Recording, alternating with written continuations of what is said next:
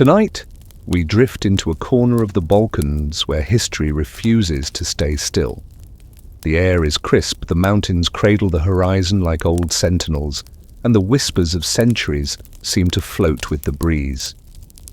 Here in this small landlocked country, now called North Macedonia, you stand at the cusp of the 1990s, where an empire's remnants and a federation's cracks have converged to create something entirely new.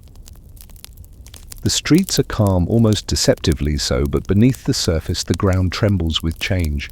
Before we begin, if this little corner of calm has brought you any comfort, feel free to like the video and subscribe only if it feels genuine to you. No pressure. I'd also love to hear from you. Just drop a comment with where you're listening from and what time it is. It's always special to know we're all quietly gathered here from different corners of the world, like a family, scattered but still connected. All right, now go ahead and dim the lights. Maybe turn on a fan or a soft hum in the background, something that feels like home. Nestle in, get cozy, and let's ease into tonight's story together. You walk along a path lined with autumn leaves, each step echoing softly as if time itself wants to hush you, to remind you of the fragile moment unfolding here. The early 1990s are a peculiar time in this region. Yugoslavia, once a proud federation of 6 republics stitched together under Tito's iron yet oddly charismatic rule, is unraveling thread by thread. You remember perhaps faintly that the Berlin Wall had already fallen, communism across Eastern Europe was collapsing faster than a badly built sandcastle, and the world was bracing for new borders, new names and new conflicts. Yet here, in what was then simply called the Socialist Republic of Macedonia, part of Yugoslavia, the situation feels both precarious and oddly hopeful. The country, small in size yet immense in historical baggage, stands at the edge of deciding its own fate for the first time in generations. You can almost feel the weight of history pressing on your shoulders, the legacy of Alexander the Great, the centuries of Ottoman rule, the tug-of-war between neighbors who have claimed this land as their own, and the complicated relationships with fellow Yugoslav republics. The name itself, Macedonia, carries a storm of meaning. To some, it's a proud connection to an ancient empire. To others, especially in neighboring Greece, it's a provocation, a claim they fiercely reject. And yet in the cool breeze of 1991, ordinary people walk to markets, children laugh in schoolyards, and farmers tend to fields, all while the country stands at a crossroads. It's almost funny historians still argue whether independence here was inevitable or a miraculous act of timing and restraint. You smile because the debate seems endless, like arguing whether cats secretly rule the world. Some say yes, some say no, but everyone suspects they might. As you pass through the streets of Skopje, the capital, you notice a curious blend of architecture, stark socialist buildings, Ottoman-era stone bridges, and the scars of the 1963 earthquake still visible in the city's layout. People move about quietly, exchanging nervous glances. They've seen what's happening to their northern neighbors. Slovenia and Croatia have already declared independence, and fighting has erupted in Croatia. The images of war, of tanks rolling and shells falling, seep into Macedonian homes through television screens like distant thunder that everyone fears may drift closer. You sense the tension, the hesitation, the desire to break free from Belgrade's grasp without igniting the same kind of bloodshed. You overhear an old man at a cafe murmuring that Macedonia has always been a pawn in other people's games, a chessboard where larger powers push pieces back and forth. His friend chuckles, stirring his coffee slowly, and replies that maybe, just maybe this time, the pawn might quietly step off the board and walk away. There's a strange optimism in the air, like the soft glow of dawn before the sun fully rises, even as Yugoslavia teeters. Macedonia's leaders, Kiro Gligorov, the calm and calculating president chief among them, plot a path that avoids the fiery nationalism burning elsewhere. They don't shout independence, they whisper it carefully, like a secret passed from hand to hand. You pause at the stone bridge over the Vardar River, watching its reflection ripple on the water. The bridge has seen empires rise and fall, armies march and retreat, earthquakes shake and rebuild the city. Tonight it watches you too silently, witnessing another shift in the long, restless history of this land. You think about how, just a few decades ago, this was a province inside a federation, and before that under the Ottomans, and before that under the shifting banners of various Balkan wars. Now it's on the verge of becoming something that is both old and new, a country asserting itself cautiously with one foot in its past and another testing the uncertain ground of its future. As night deepens, you sense that tomorrow's headlines will carry the weight of choices made here. For now, the people sleep with questions in their hearts. Will independence bring peace, or will it invite war? Will the world recognize them, or turn away? Will their identity be honored or contested at every step? These questions swirl like the cool wind that brushes against your cheek. You pull your coat tighter, feeling both the chill of the night and the warmth of a people's quiet determination.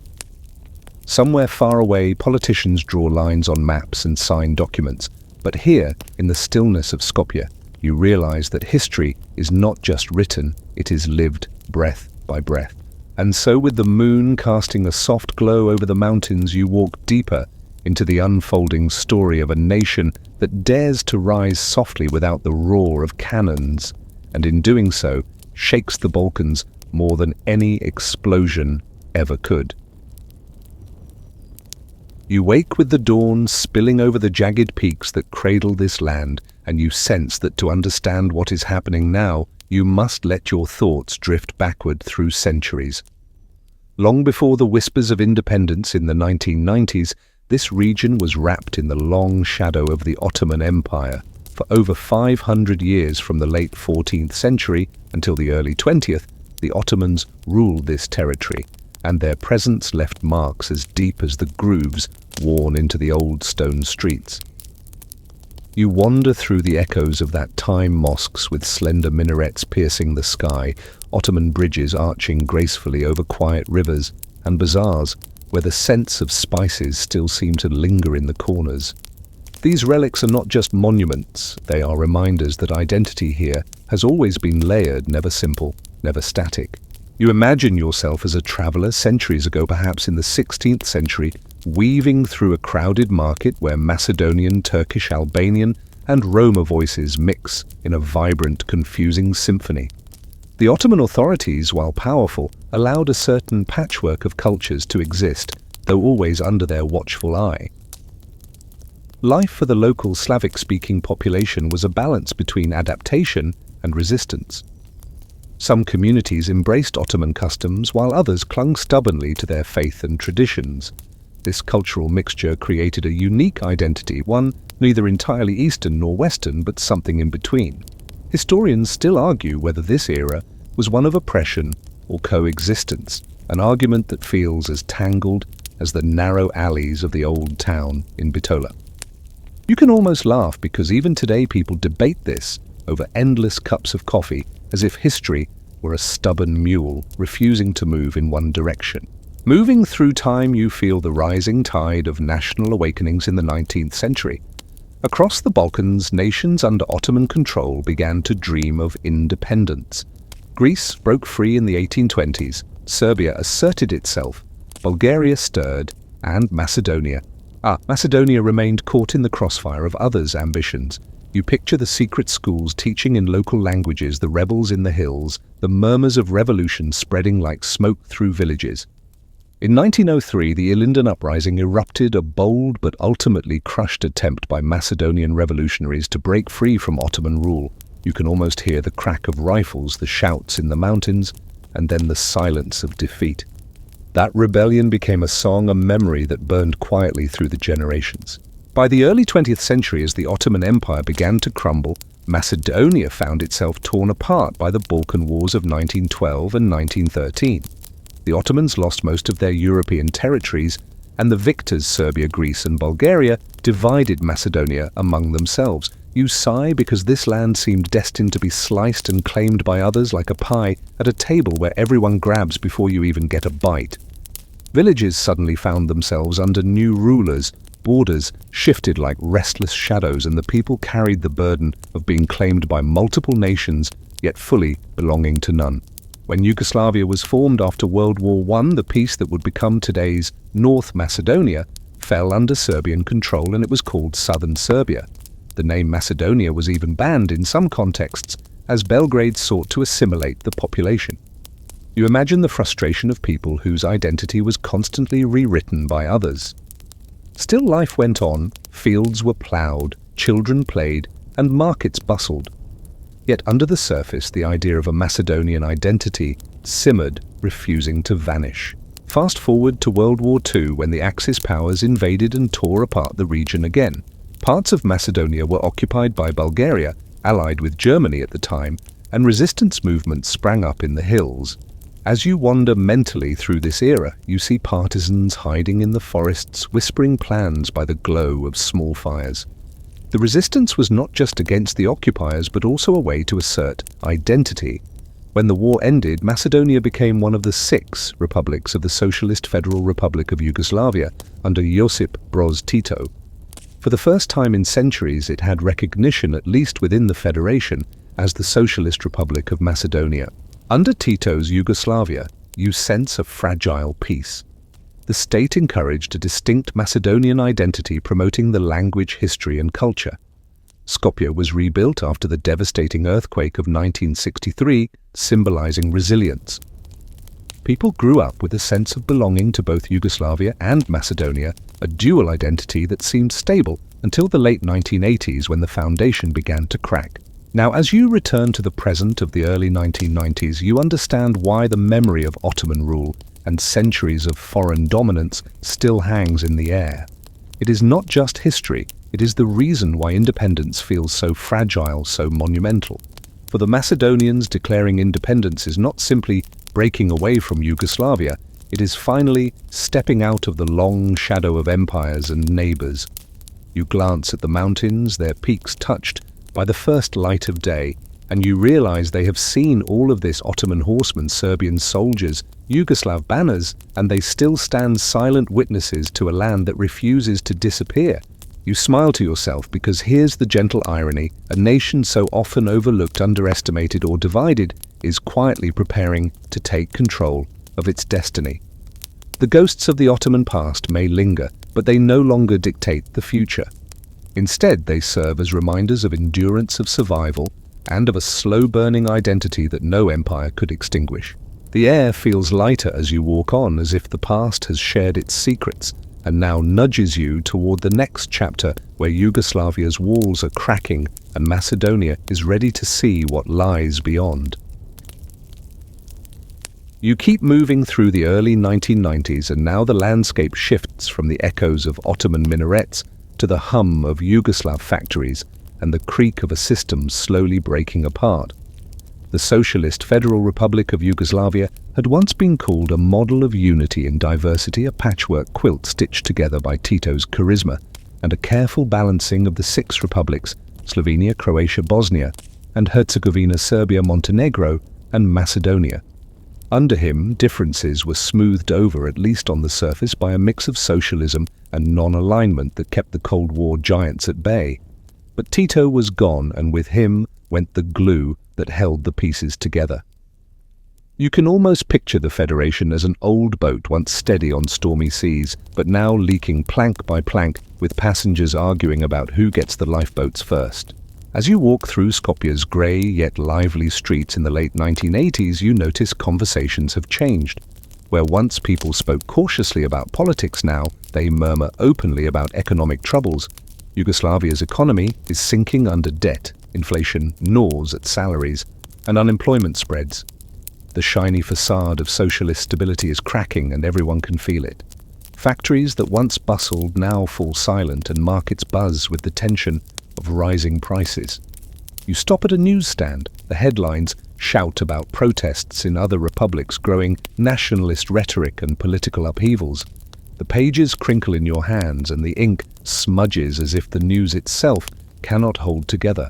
You turn to the television in a small cafe, and there it is, the rise of leaders who fan the flames of nationalism.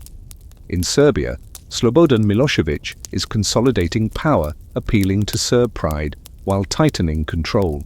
Croatia is growing restless under Franjo Tuđman. Slovenia edges toward independence, and Bosnia watches anxiously. You sip your coffee slowly, the bitterness fitting the mood. For Macedonia, this turmoil is both a warning and an opportunity. Unlike Croatia and Bosnia, it doesn't have large Serb populations or territorial disputes at its doorstep, yet it sits in the middle of the Balkans, surrounded by neighbors with long memories and sharper claims. Historians still argue whether Macedonia's leaders were cautious geniuses or just lucky that their region avoided the early flames of war. You smile because luck and strategy often dance so closely together you can't tell who's leading. President Kiro Gligorov becomes a quiet presence in your thoughts. You imagine him at his desk, glasses perched low, sifting through reports with the calm of a man who knows shouting won't help. Unlike the fiery speeches of Milosevic or Tuđman, Gligorov prefers soft words, careful steps. He understands that Macedonia's path to independence cannot mirror Slovenia's boldness or Croatia's defiance. Here, caution is survival.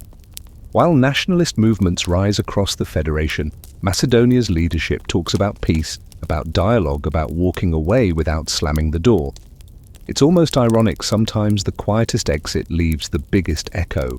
Walking through the countryside, you see the villages where life goes on almost untouched by politics. Sheep graze, children play, and elders sit under trees playing chess, as they have for decades. Yet even here, the sense of change is creeping in. Posters begin to appear, debates stir in local cafes, and the question hangs in the air: what happens when Yugoslavia finally falls apart? You hear rumors, whispers carried by the wind. Will Belgrade try to stop us? Will there be war? The uncertainty feels like a storm cloud on the horizon, not yet here, but impossible to ignore. You cross paths with a young student who tells you, half-jokingly, that Macedonia has always been a survivor because it learned to duck while others swung swords. He laughs, saying, maybe they'll just sneak out of Yugoslavia while nobody's looking. The joke feels light, but it hides a truth: this country has no appetite for the bloodshed already staining the Balkans. And you realize as you watch the sun sink behind the Shah Mountains that this determination to avoid war is as much a part of its identity as its mountains and rivers. The early 1990s in Macedonia are a time of delicate balance. There is no clear line between loyalty to Yugoslavia and the yearning for self-determination. People still travel freely to Serbia, trade with their neighbors, and watch Yugoslav music videos on TV, but they also talk about a future where their flag, not Belgrade's, waves over the capital. You stand in the middle of the stone bridge again, feeling the pull of two worlds, one fading, one not yet born. The Vardar River below carries the reflection of the sky, shifting between light and dark, just like the country's uncertain path. The international scene isn't helping much. The European community debates what to do about Yugoslavia's unraveling. The United Nations issues statements, and big powers watch carefully but act slowly. Everyone is wary of the Balkans, as if touching the map too forcefully might ignite something uncontrollable. For Macedonia, this means it cannot rely on outside help if things go wrong. Its leaders know they must tread lightly, very lightly. By the end of 1990, you can almost hear the Federation's structure groaning, ready to collapse under the weight of its own contradictions. The federal government weakens, republics start ignoring Belgrade's commands, and the Yugoslav army becomes less an institution of unity and more a looming threat. Macedonia quietly drafts its own plans, shaping laws and policies that prepare it for the day it might need to stand alone. You feel the tension building, but it's not explosive. It's the slow tightening of a rope that, might snap at any moment. As night falls again over the Balkans, you sense that the stage is set. The Yugoslav glue that held so many different peoples together is no longer sticky. Macedonia stands near the edge, not yet jumping, but leaning forward with eyes wide open. The quiet determination you felt earlier grows stronger, like a heartbeat you can't ignore. Soon you know the leap will come, and when it does, it will not be with a roar, but with a whisper that still shakes the ground.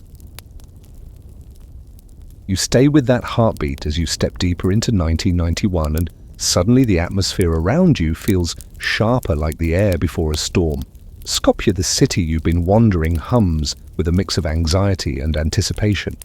The boulevards stretch under socialist era. Apartment blocks. The sidewalks are lined with leafless trees swaying gently, and every corner seems to hold a quiet conversation about the same topic. What now? The country is still technically part of Yugoslavia, but you can tell the connection is fraying like an old sweater. People carry on with their daily routines, buying bread, rushing to work, drinking coffee at smoky cafes, but their eyes linger a little longer on the headlines, and their voices drop when they speak about what's coming. President Kiro Gligorov walks carefully on this tightrope, balancing Macedonia's future against the chaos engulfing the Federation. His strategy is almost maddeningly cautious to some, but wise to others. Avoid provoking Belgrade, avoid the wrath of the Yugoslav People's Army, and avoid falling into the fiery nationalism that is burning Slovenia and Croatia. You picture him at a podium, speaking softly, every word measured. He doesn't call for immediate secession, he calls for sovereignty within Yugoslavia, a phrase that sounds both bold and safe at the same time. You smile at the thought, like someone asking for independence, but promising to still visit on weekends. Yet, even as Gligorov treads lightly, the streets of Skopje reveal a different rhythm. You pass a student protest, where handmade banners flutter against the cold wind. They call for independence, for freedom, for a future not bound to Belgrade. Their chants aren't furious, they're determined, like a song sung steadily under breath.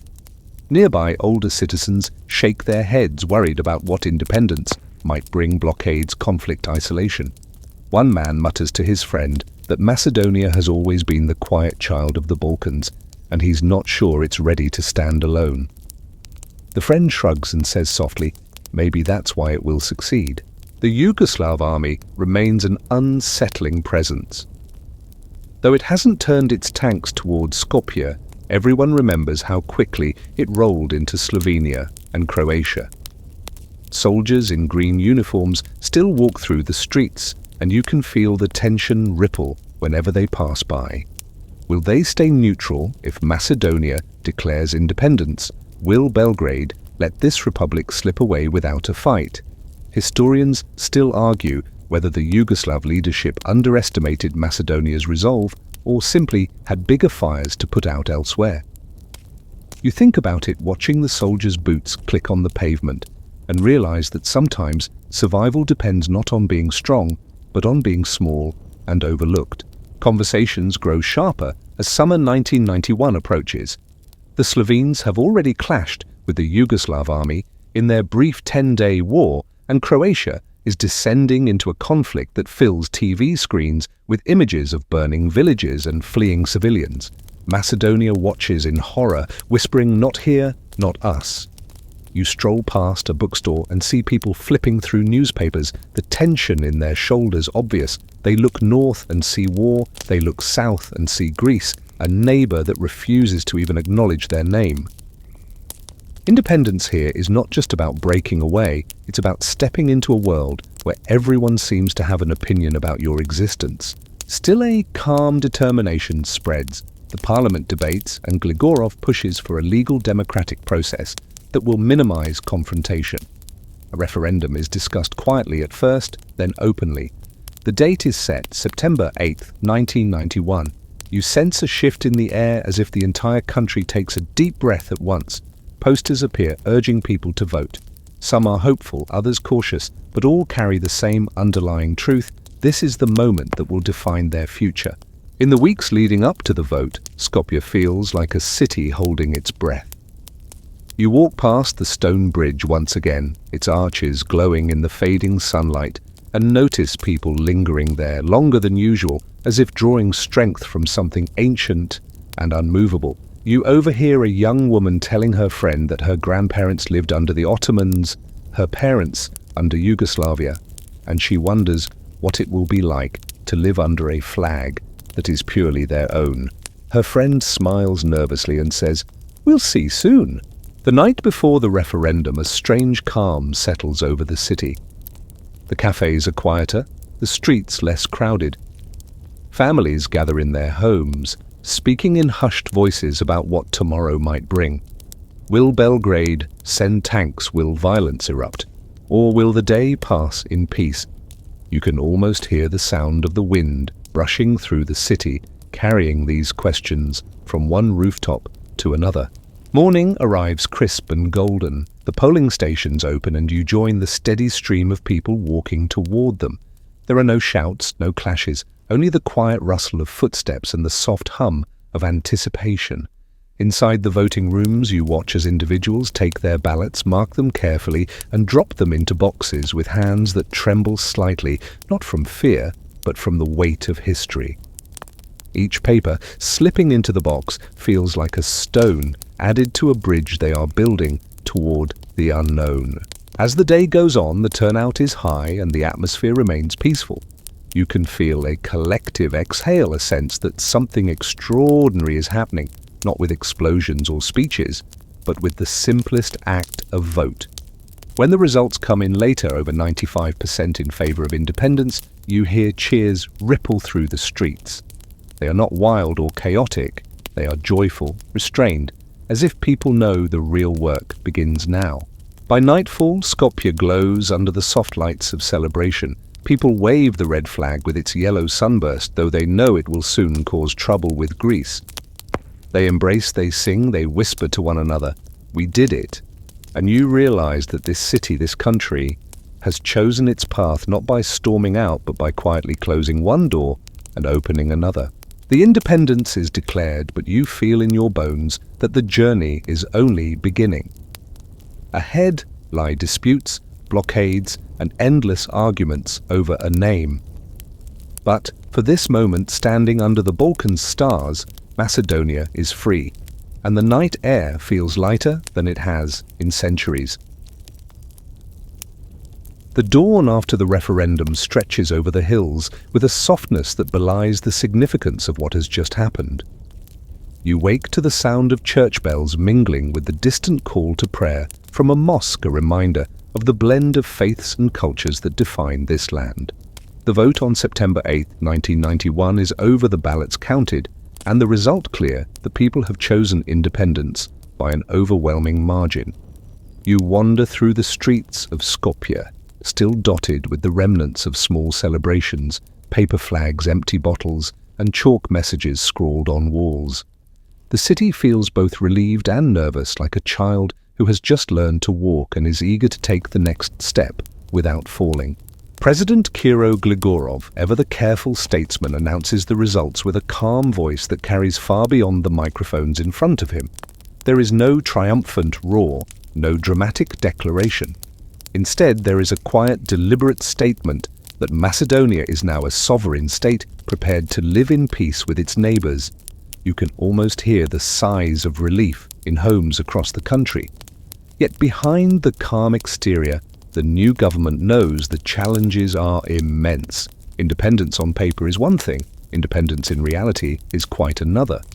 Belgrade, distracted by wars to the north and west, does not send tanks to Skopje, a small mercy that spares the country the violence raging elsewhere. Historians still argue whether this was because Macedonia was not considered worth the fight, or because Gligorov's strategy of avoiding provocation worked brilliantly. You smile because sometimes not making enemies is the greatest strength. In the countryside, life continues as it has for centuries, but with a new energy. Farmers talk about the vote with pride even as they tend to their fields. Children wave the newly adopted flag, its bright sunburst gleaming against the blue sky. In towns like Bitola and Ohrid, locals gather in squares to discuss what independence might bring: economic hardship, perhaps, but also the chance to finally shape their own destiny. You overhear a group of men at a cafe joking that at least now, if things go wrong, they'll have only themselves to blame. Their laughter drifts into the air, lightening the mood even as uncertainty looms. Internationally, the road is far from smooth. Recognition trickles in, slowly, hesitant, and often conditional. The European community eyes Macedonia warily, not least because of the storm brewing in Greece. The southern neighbor is furious, claiming that the very name Macedonia implies a territorial claim on its own northern province of the same name. You feel the tension even before it fully erupts, a storm cloud on the horizon building quietly.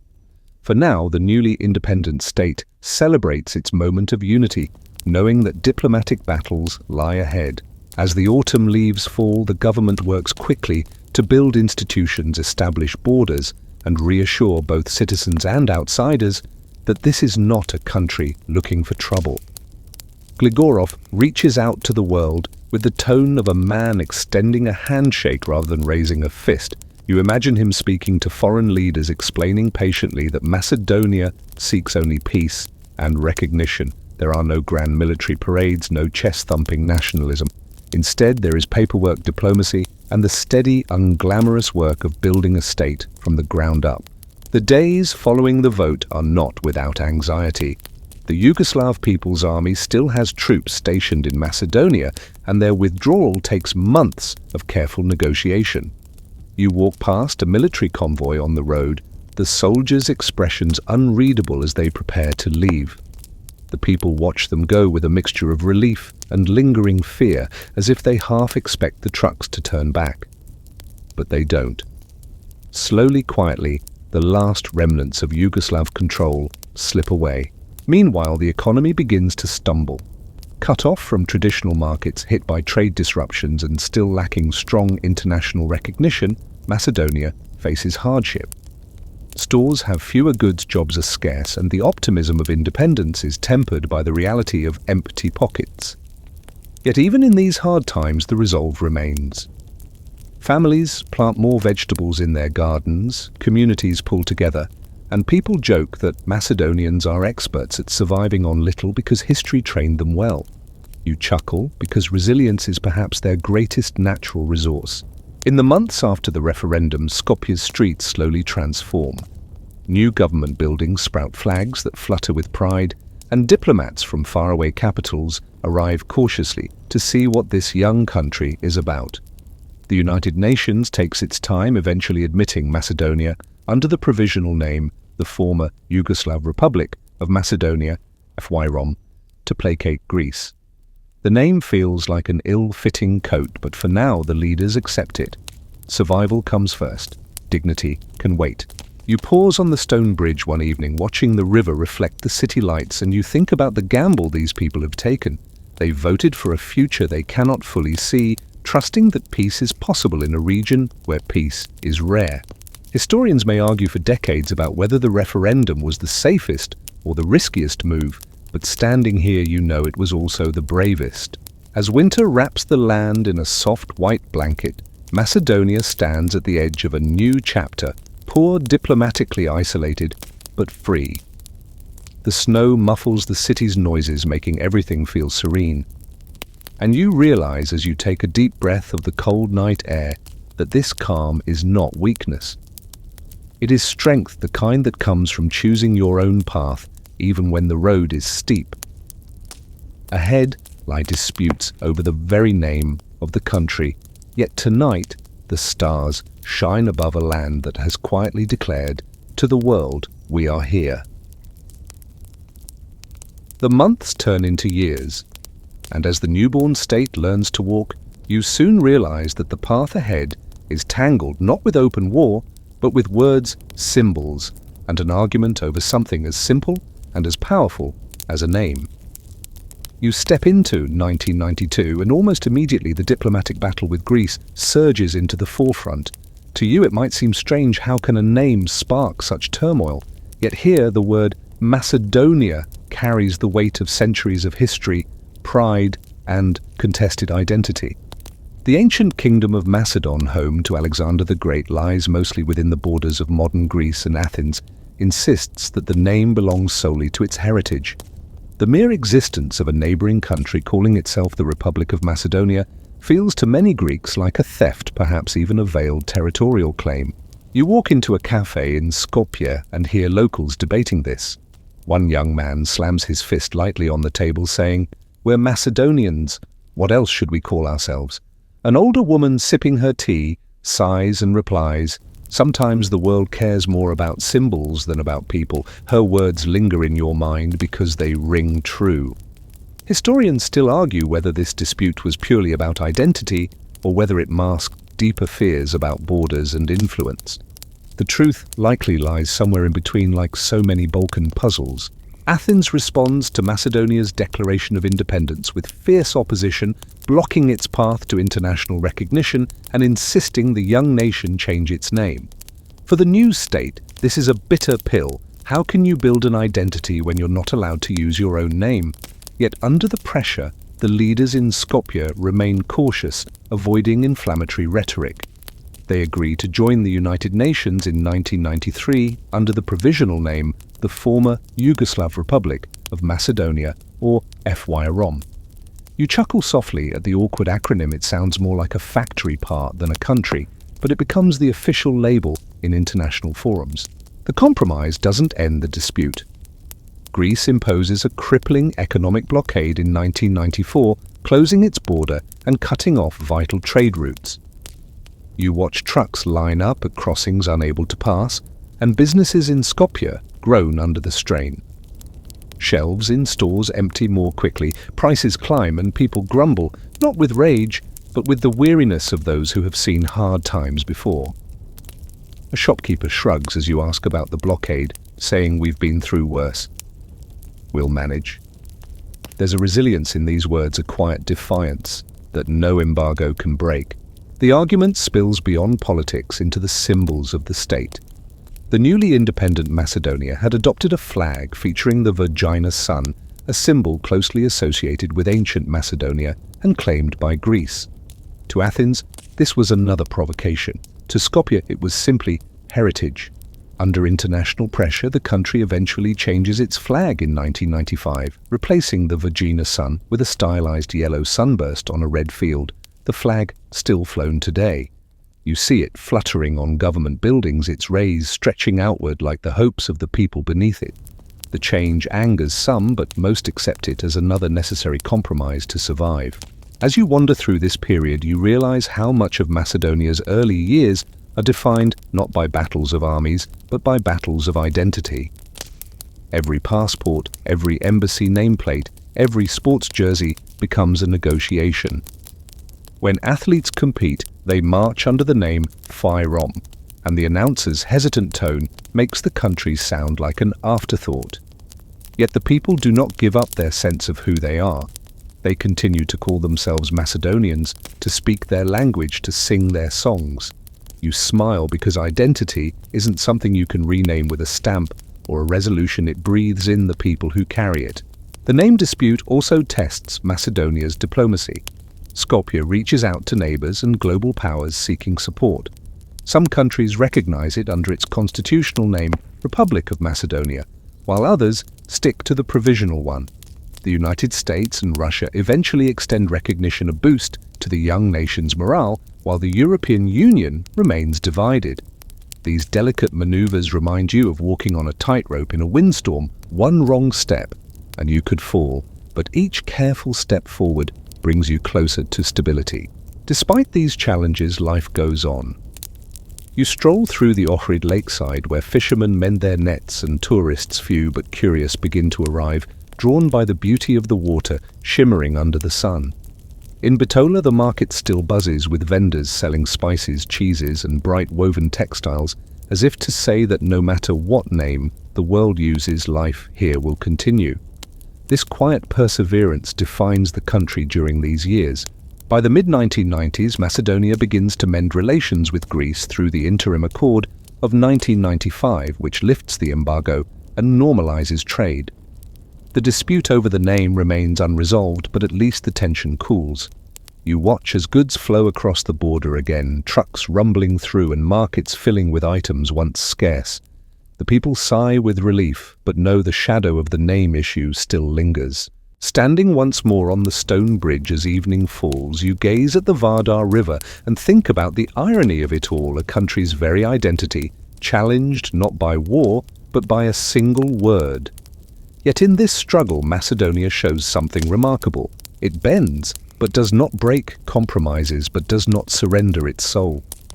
And you know that the fight over the name, far from weakening it, has made its sense of self stronger. Ahead, new challenges wait: recognition battles, fragile borders, and the fires of nearby wars. But tonight, under the soft glow of the city lights, you feel the pride of a nation that insists quietly, stubbornly, we are here, no matter what you call us. You move further into the mid-1990s, and as you do, the name issue still casts its long shadow, but now another challenge takes shape: the world's hesitation to fully embrace this fragile state. You walk through Skopje's government quarter, where fresh paint peels slightly on new ministry buildings, and diplomatic flags flutter some half-heartedly as if the wind itself is unsure.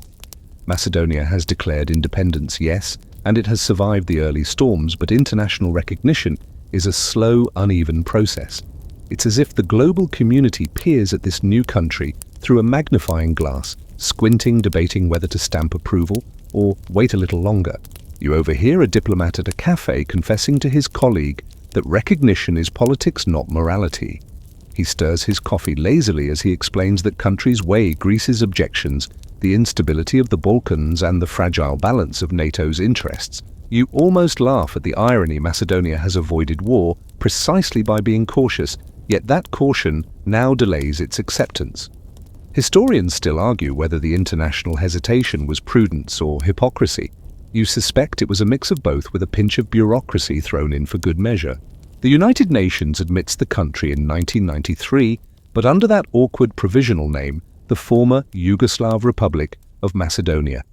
To you it sounds like an identity trapped in parentheses, always needing explanation. In sports events, you watch the athletes march under this clumsy label, their pride undimmed, but their expressions tinged with frustration. When they win, the announcers stumble over the name, and the victory feels slightly muted.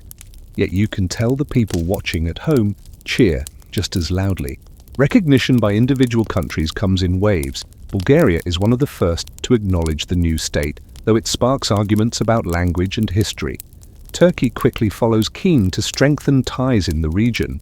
Russia and the United States extend recognition too, and you feel the young republic straighten its back a little.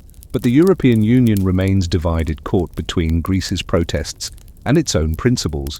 You wander past the foreign ministry building and picture the endless stream of envoys, papers and meetings, all to decide whether a country that clearly exists should be treated as if it does.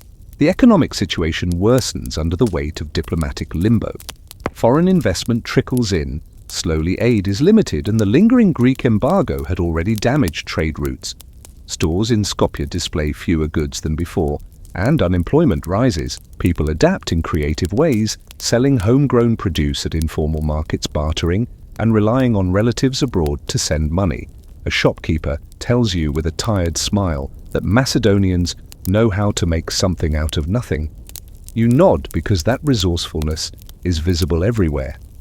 Even in hardship, there's humor. Someone jokes that if the world won't recognize them, maybe they should just send postcards to every capital saying, "Wish you were here, but we're already here."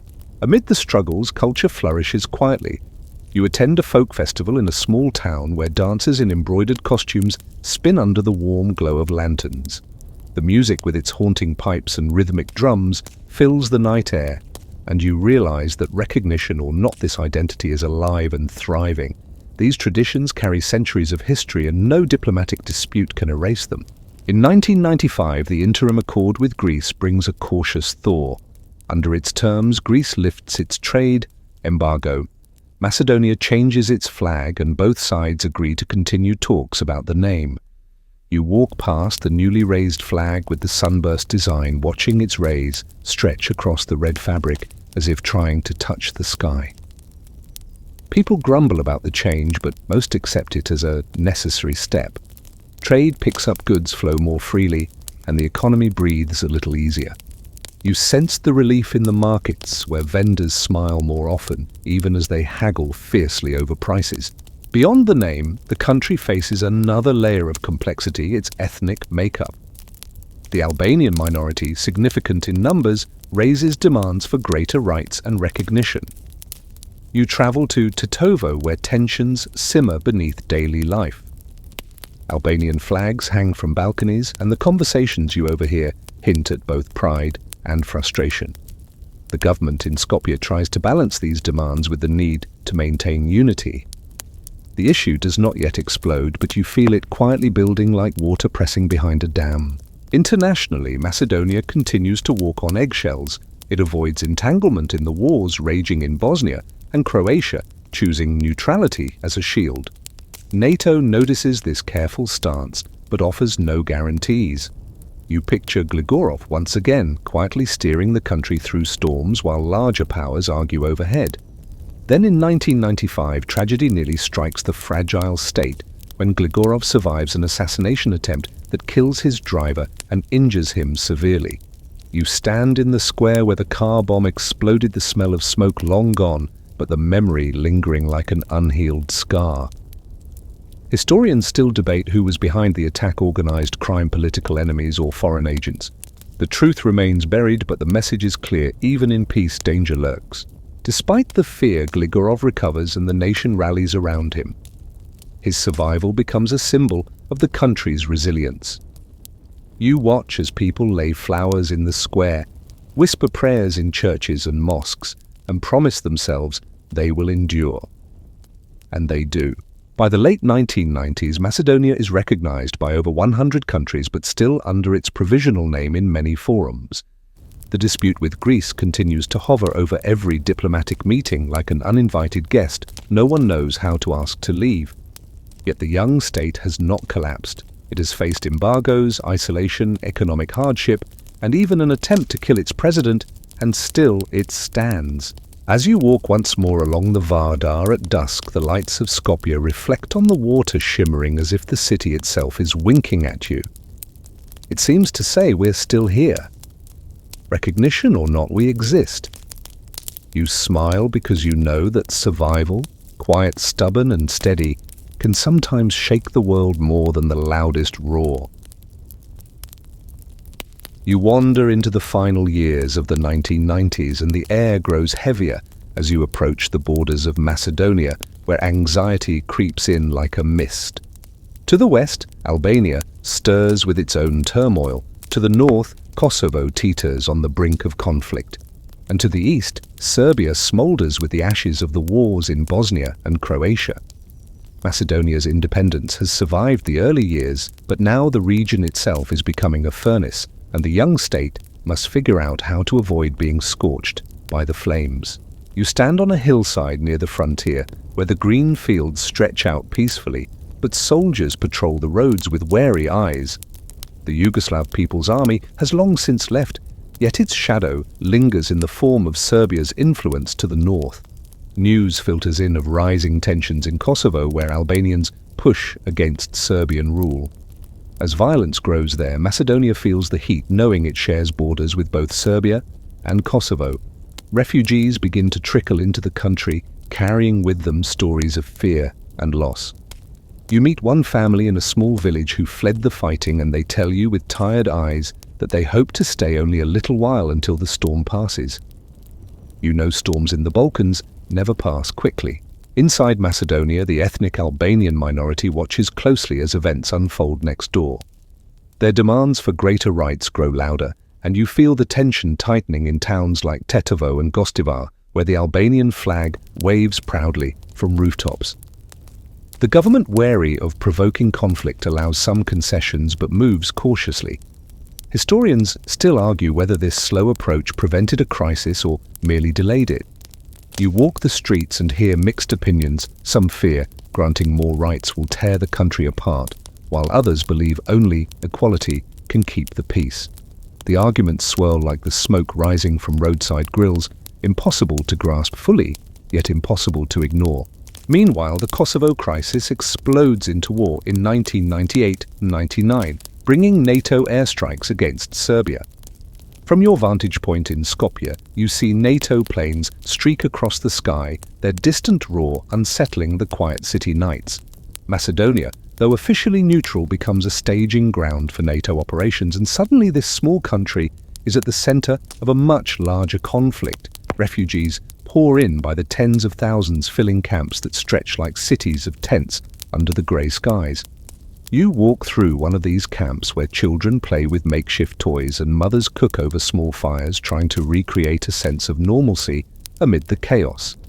The generosity of ordinary Macedonians shines through. They donate food, blankets, whatever they can spare. Yet beneath the surface, fears grow. Will this influx upset the delicate balance within the country? In Skopje, the government treads carefully, cooperating with NATO, but avoiding any move that could provoke Serbia. You imagine Gligorov, still the voice of calm despite his injuries, choosing every word like a surgeon's scalpel. International leaders praise Macedonia for its stability, but you know that stability is a fragile thing, as fragile as the paper tents in the refugee camps trembling in the wind. During this period, the economy strains under the weight of the crisis. Trade routes are disrupted, tourism collapses, and unemployment rises. Shops in the capital still open each day, but the lines are longer, the faces more tired. You stop at a bakery where the owner shrugs and says, "It's bad, but it's not the worst. We've been through worse." You chuckle softly because that phrase seems to be Macedonia's unofficial motto. Despite the challenges, there are moments of light. International aid arrives not just for refugees, but also to support the country itself. The presence of NATO forces, while unsettling, also serves as a shield, a reminder that someone is watching this time. Unlike Bosnia and Croatia, Macedonia is spared direct conflict, and you sense a collective exhale each time the bombs fall elsewhere, and not here. The people watch the news with grim faces, knowing that their fate is tied to the storms raging around them. The Kosovo War ends in 1999, but its aftershocks ripple through Macedonia. Armed Albanian groups inspired by the events in Kosovo begin to organize quietly, laying the seeds for future unrest. You walk through the Tetovo Hills and sense the unease in the air, the way locals glance at strangers a little too long, as if measuring intentions. The government knows it cannot ignore this simmering tension, but for now it focuses on rebuilding from the refugee crisis and strengthening its international ties. Borders during these years feel less like lines on a map and more like nervous scars. You travel to the Greek border and see long queues of trucks, trade flowing again, but under the constant watch of customs officers. You glance toward Bulgaria, where relations remain polite, but tinged with disputes over language and history. To the north, Serbia watches, weakened but not defeated, while NATO lingers in Kosovo, keeping an uneasy peace. Macedonia, caught between these forces, survives by staying small, quiet, and strategic. As the 1990s close, you walk through Skopje at sunset, the orange glow painting the city in warm tones. The markets hum with life, the cafes buzz with conversation, and music drifts from open windows. For a moment you forget the tensions, the disputes, the crises, and see only the resilience of a people who have endured every storm thrown their way.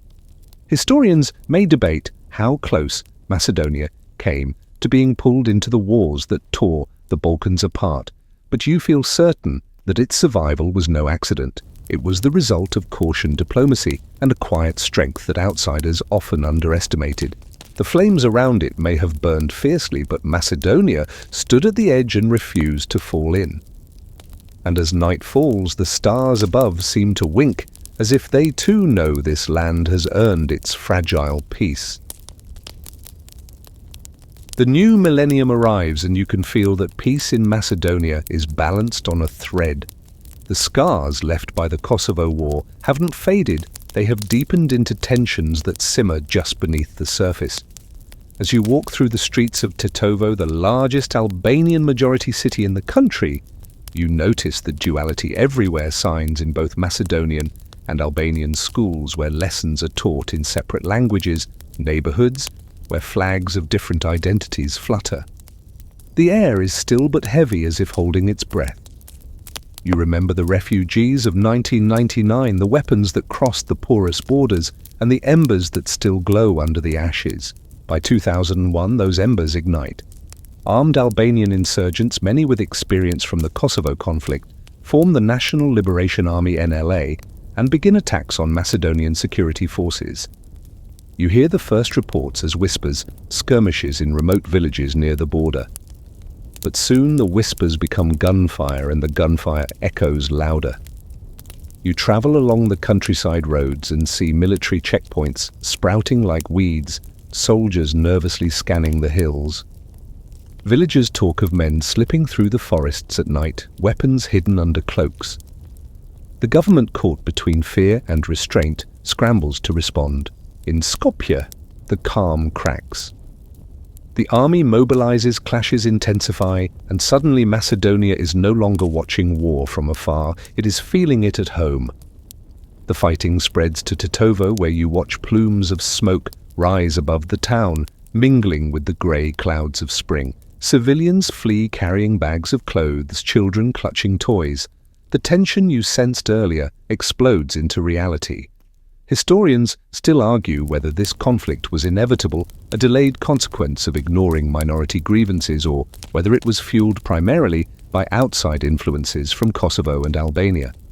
As you listen to the gunfire in the distance, you know the truth is tangled in both. The conflict is brutal, but short. For months in 2001, Macedonia teeters on the edge of civil war. You pass Macedonian soldiers crouched behind sandbags, their faces grim, while NATO forces watch from the sidelines, reluctant to intervene directly. The NLA holds territory in the hills, demanding greater rights for Albanians, while the government calls it terrorism. Villagers caught in between hide in basements praying for peace. Yet even in the darkest moments, you notice something: both sides, despite the violence, seem unwilling to let this spiral into a full-scale war. There is destruction, but not the total collapse that consumed Bosnia. There is fighting, but also negotiation, as if both sides know this country cannot afford to burn. International diplomacy steps in. NATO, the European Union, and the United States push for a settlement, sending envoys to Skopje to meet with leaders from both communities. You watch these negotiations unfold like a tense chess match. Every move matters, every word is weighed. Finally, in August 2001, the Ohrid Framework Agreement is signed, ending the conflict. You stand by Lake Ohrid as the sun sets its waters calm despite the storm that has just passed, and you feel the symbolic weight of this place, peace sealed by the lake that has watched centuries of history. The Ohrid Agreement grants greater rights to the Albanian minority, including language recognition, local governance, and fair representation in institutions. It also requires the insurgents to disarm under NATO's supervision. You watch as rebels hand over weapons, their faces a mixture of defiance and resignation. Macedonian soldiers stand nearby, equally tense. This is not triumph, it is compromise. Yet compromise is what saves the country. The agreement does not solve every problem, it leaves resentments on both sides, but it prevents Macedonia from falling into the abyss that consumed its neighbors. In the months after the conflict, NATO peacekeepers arrive patrolling roads and guarding weapons collection points. Their presence is strangely comforting, a rare moment where international intervention works to prevent further bloodshed. You walk past a convoy of armored vehicles, their engines humming softly, and feel a cautious sense of security. For the first time, Macedonia is not just surviving, it is being protected by a broader world that finally pays attention. Rebuilding begins slowly, villages scarred by fighting repair, their homes, markets reopen, and schools welcome back children who had learned to write their names to the sound of distant gunfire. You meet a teacher in Tetovo who tells you she never stopped believing that peace would return. She smiles sadly and says, "We've had enough history. We need a future." Her words settle deep within you. International aid flows in, and the government begins implementing the Ohrid Agreement. There are challenges, of course. Some Macedonians grumble that too many concessions were given. Some Albanians feel promises were not kept fast enough. Yet the fragile peace holds like glass that cracks but does not shatter. You realize that this is what resilience looks like, not perfection, but endurance. By late 2001, the country has weathered its most dangerous storm since independence. It has faced the flames of conflict and emerged battered but intact. You walk once more across the stone bridge, its arches still standing despite everything, and you realize it mirrors the country itself, old, scarred but unbroken. As night falls over Skopje, You hear the distant call of an evening prayer mingling with the bells of a church, and you think about how rare it is for such voices to coexist in peace. The road ahead will still be hard, the debates unending, the tensions lingering. But for now, Macedonia has survived a year that could have destroyed it. And survival, you know, is sometimes the greatest victory of all. The autumn of 2001 slips into winter, and with it the guns fall silent. You notice how the air in Macedonia feels different now, not heavy with smoke and fear, but tentative, like a first breath after holding it too long. The Ohrid Agreement has stopped the fighting, yet peace is not something that arrives overnight. It is built slowly, one cautious step at a time. You walk through the villages that only months ago heard gunfire, and you see walls patched with fresh plaster roofs, repaired fields replanted. Life insists on returning, even when memories of violence hang like mist in the morning. In Skopje, the government presses forward with reforms promised, under the agreement weaving Albanian rights into the fabric of state institutions. You watch as bilingual signs appear on government buildings, as new laws allow greater local autonomy, and as police forces begin to reflect the country's diversity. Not everyone is happy.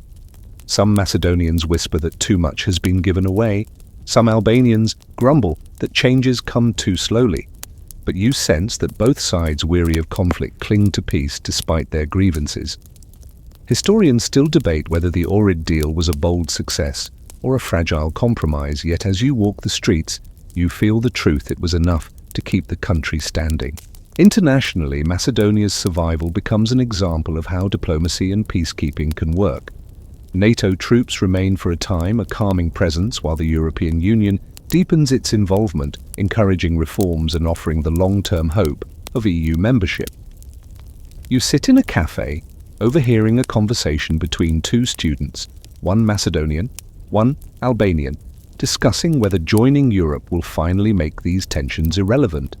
They laugh, shrug, and sip their coffee, perhaps realizing that identity here will never be simple, but maybe it doesn't need to be. The early 2000s pass with a mixture of rebuilding and waiting. The economy struggles but stabilizes, markets recover slowly, and foreign investors begin to take interest. You stroll through Bitola's market, where merchants sell spices and textiles with a renewed energy, joking with customers as if the dark days never happened. Tourism begins to trickle back, drawn by the serene beauty of Lake Ohrid, its waters sparkling under the sun as if nothing had ever disturbed them. Yet the name dispute with Greece continues to cast its stubborn shadow. Even after surviving war, Macedonia still faces the same diplomatic obstacle. Every attempt to join NATO or the European Union hits the same wall: Greece's veto. You sigh as you watch leaders travel back and forth to negotiations, carrying proposals, counter-proposals, and the weight of a single word. To outsiders, it may seem absurd that a name could hold such power, but here, you know, names are history, identity, and pride all tangled together. You hear jokes in Skopje that if the country changed its name to something harmless like Banana Republic, even that might spark a fight with someone. Humor softens the frustration, but it doesn't erase it. By the mid-2000s, Macedonia, though not yet fully recognized under its preferred name, continues to grow into itself. The new flag flutters confidently, schools teach both Macedonian and Albanian children, and the skyline of Skopje slowly changes as new buildings rise. You pass a group of teenagers listening to music on their phones, speaking a mix of languages and laughing easily. They seem less burdened by the past than their parents, though they carry its memory in their bones. The country moves through challenges, political scandals, economic setbacks, the occasional flare-up of ethnic tension, but it holds together. You realize that this holding together is not luck. It is the result of constant effort of leaders, choosing negotiation over war, of ordinary people, choosing to keep living side by side despite everything. As the decade turns toward the late 2000s, Macedonia joins NATO's Partnership for Peace and edges closer to European integration, though Greece's veto remains a thorn in its side. You watch a NATO convoy roll through the city and see children waving at the soldiers, a sign that the world's presence here is not feared but welcomed. You stand by the Parliament building as lawmakers debate yet another round of reforms, their voices rising but not breaking. The political scene is messy, yes, but democracy here breathes, however, imperfectly. Walking through the capital at dusk, you pause on the stone bridge one last time. The arches glow in the golden light, reflecting centuries of history. Ottoman footsteps, Yugoslav parades, the protests and celebrations of independence, the silent vigils after violence. You lean on the cool stone and watch the river flow beneath, carrying with it the story of a nation that has endured empires, wars, blockades and disputes, and still remains. By the time you leave the city, you know that North Macedonia, still officially called the former Yugoslav Republic of Macedonia, in many places has carved its place in the world, not with loud declarations, but with quiet persistence. It has shaken the Balkans not by exploding, but by refusing to break apart. And in that quiet defiance lies its greatest strength. The country will face more battles ahead, over its name, its identity, its future, but the seeds of endurance have already been planted. You take one last look at the mountains framing the horizon, their peaks bathed in fading light, and you whisper to yourself that they will still be here long after today's arguments fade into tomorrow's history. And now, as the final traces of sunlight slip away and the stars emerge over the Balkan sky, you let the story settle quietly around you. The tale of North Macedonia is not one of grand armies or loud conquests, but of a small nation that chose the path of survival over destruction, the path of patience over pride. You breathe in slowly, feeling how the cool night air seems to wrap itself around the land, calming it, calming you. The voices of the past Ottoman whispers, Yugoslav songs, the murmurs of referendum voters fade gently into the background like a lullaby hummed from a distance. You picture the stone bridge under the moonlight, its reflection shimmering on the river as if history itself is exhaling. The mountains stand still, the lake lies glassy and unbroken, and in the towns lights glow softly behind curtains where families rest.